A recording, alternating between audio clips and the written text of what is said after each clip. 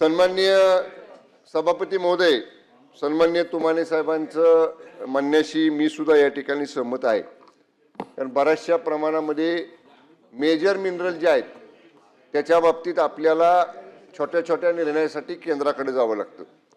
मध्यंतरी माननीय केंद्रीय कोळसा मंत्री महोदय मुंबईमध्ये आले होते आणि त्यांनी राज्याच्या कोळसा खाणींच्या संदर्भातला आढावा माननीय मुख्यमंत्री महोदयांच्या समवेत घेतला होता। मी त्या बैठकीला होतो आणि त्यावेळी आम्ही त्यांच्याशी तोंडी चर्चा केलेली आहे की काही पॉवर्स या डिलिगेट करून केंद्राने राज्याकडे द्याव्यात। आम्ही तशा पद्धतीचा एक प्रस्ताव तयार करतोय। तो प्रस्ताव तयार करताना सन्माननीय तुमाने साहेब केंद्रामध्ये सुद्धा होते, त्या परिसरातले आहेत, त्या विभागामधले आहेत।